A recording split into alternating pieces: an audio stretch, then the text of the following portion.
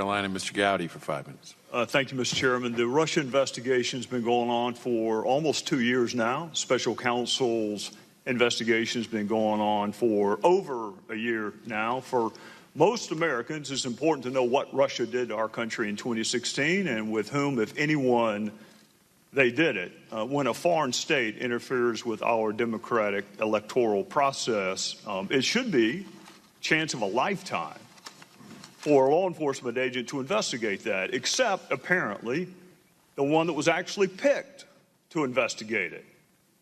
That was Peter Strzok. FBI agent Peter Strzok was picked to lead the FBI's investigation into what Russia did in July of 2016. It was a counterintelligence investigation begun in late July 2016, and he was leading it. And at about the exact same time he was picked to lead it, this dispassionate and fair FBI agent was calling Trump a disaster, destabilizing for the country.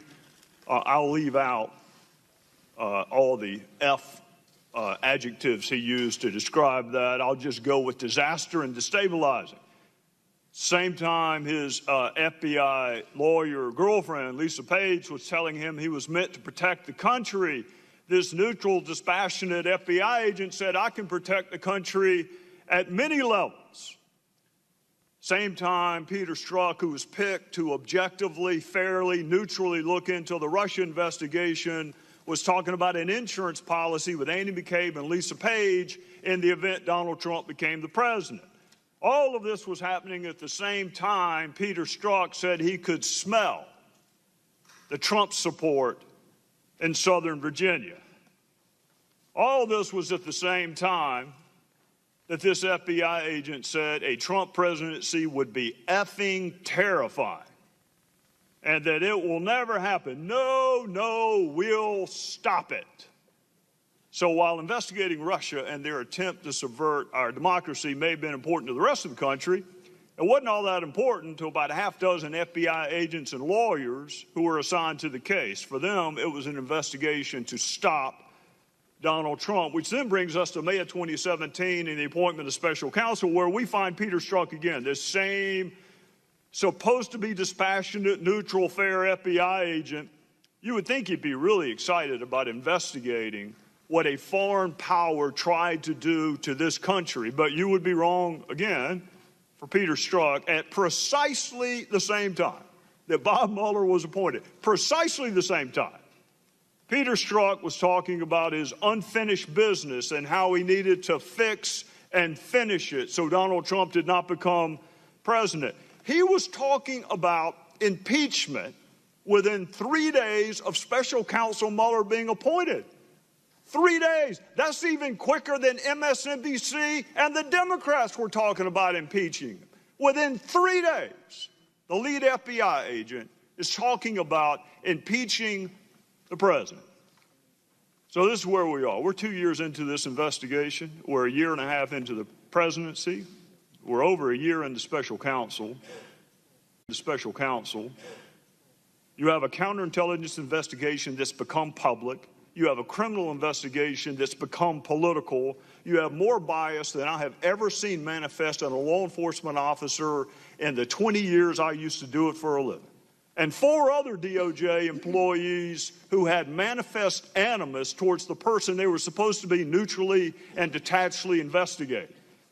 Democrats are using this investigation as a presumption of guilt, which I find astonishing. And in the long run, for the health of this republic, I would encourage them to go back to the presumption of innocence that we used to hold sacred. There's a presumption of guilt. There's a desire by Democrat senators to fundraise off of your investigation. More than 60 Democrats have already voted to proceed with impeachment before Bob Mueller has found a single solitary damn thing. More than 60 have voted to move forward with impeachment, and he hasn't presented his first finding. So I'm going to say this to you, Mr. Ray, Mr. Rosenstein. I realize that neither one of you were there when this happened, but you're both there now. Russia attacked this country. They should be the target, but Russia isn't being hurt by this investigation right now. We are. This country is being hurt by it. We are being divided. We've seen the bias. We've seen the bias.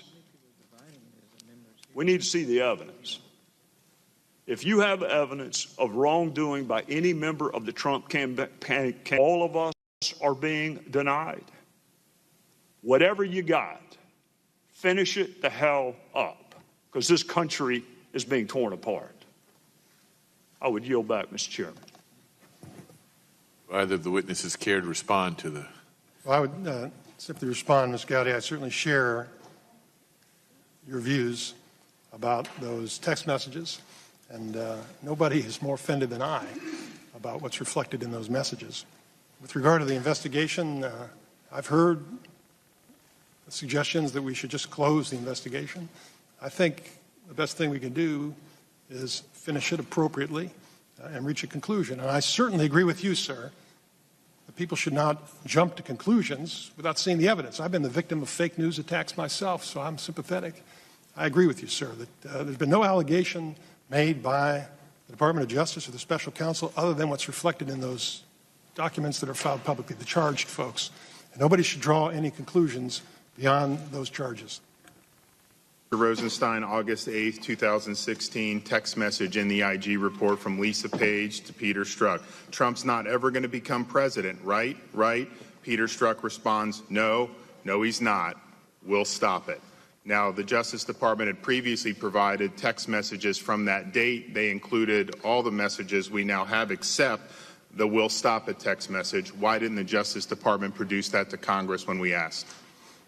Mr. DeSantis, I spoke with our Inspector General, Michael Horowitz, yesterday, and he told me that when he testified, he didn't have a full opportunity to explain, and the technological details are pretty complicated, but he assured me he had had a long telephone conversation with Mr. Jordan after the hearing and explained it.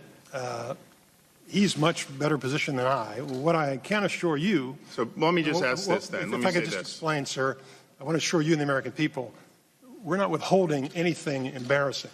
The message was not in the original material that the Inspector General, he found these messages? Right, so you guys didn't find it, and he did. And so we're asking you to produce stuff, and obviously, we're expecting a good faith effort. You guys didn't find it, and maybe somebody else deleted it or something happened before you guys, but he was able to find it and you didn't. So it was very disappointing to see that text message there, because I think you would agree. Just think of the timeline here. You have Peter Strzok. He opens up the counterintelligence investigation against Trump's campaign at the end of July. Then a week later, this text message, he ain't going to be president, we'll stop it. Then the next week, the infamous insurance policy text message where he says, we can't take the risk of a Trump presidency, you need an insurance policy. The American people see that. Doesn't that undermine the whole integrity of the actions of people like Peter Strzok? Yes, Congressman, that obviously is highly inappropriate. And well, it's more than that, though. As you are. It's more than that. I mean, the Inspector General did find that the bias affected. He didn't say it affected the decision about Hillary, but he said once we got into the fall, when you had the Huma Abedin emails and there was slow walking on that by Peter Strzok, he was really concerned with pursuing this collusion investigation. And he testified on the record that it was absolutely reasonable to say that the bias not only existed, but affected what he did. Let me ask you this. What did the DOJ or FBI do in terms of collecting information, spying, or surveillance on the Trump campaign, be it via Stefan Halper or anybody else working on behalf of the agencies? As you know, Congressman, I'm not permitted to discuss any classified information in an open setting, but I can assure you that we are working with oversight committees and we're producing all relevant evidence that will allow them to answer those questions. Let me ask you this then. Did the Obama administration, anybody in the administration, direct anybody, Halper or anybody else, to make contact with anyone associated with the Trump campaign? As I said, Congressman, I appreciate, obviously, I understand your interest, but I'm not permitted to discuss classified information. Well, we want the documents, so I know we're in a back and forth on that, but the American people need to know were the counterintelligence powers of the Obama administration unleashed against Trump's campaign. If that was done, was it done inappropriate? Let me ask you this. They talk about the Mueller investigation. It's really the Rosenstein investigation. You appointed Mueller. You're supervising Mueller. And it's supposedly about collusion between Trump's campaign and Russia and obstruction of justice. But you wrote the memo saying that Comey should be fired. and you signed the FISA extension for Carter Page. So my question is to you, seems like you should be recused from this more so than Jeff Sessions, just because you were involved in making decisions affecting both prongs of this investigation. Why haven't you done that? Congressman, I can assure you that if it were appropriate for me to recuse, I'd be more than happy to do so and let somebody else handle this, but it's my responsibility to do it. And all I can tell you, then how do you have obstruction of justice possibility for a president exercising his powers to fire an FBI director that you said should be fired? And oh, by the way, the IG report makes it clear Jim Comey should have been fired. So why are we still doing this with the Mueller probe? Sir, I am not commenting on what is under investigation by the Mueller probe, and to the best of my knowledge, neither is Mr. Mueller. I know there's a lot of speculation in the media about that, but that doesn't relieve me of my obligation not to discuss the subject matter of the investigation. Do you accept what IG Horowitz said regarding Peter Strzok and the fall campaign with Huma Abedin emails, how he slow-walked that versus how he was so gung-ho about the Trump-Russia collusion? Remember, he texted Lisa Page. The other thing, Hillary mattered because we didn't want to mess it up, but this matters because it matters. That's what he wanted to do, and that's where he was focusing his energy on. Horowitz said his bias is an appropriate explanation for his conduct. Do you agree? I certainly agree with the findings of the Inspector General report, and I think those messages clearly do indicate bias. Well, you guys have some work to do, because if the bias is affecting official action, that is a big, big problem. I yield back the balance of my time.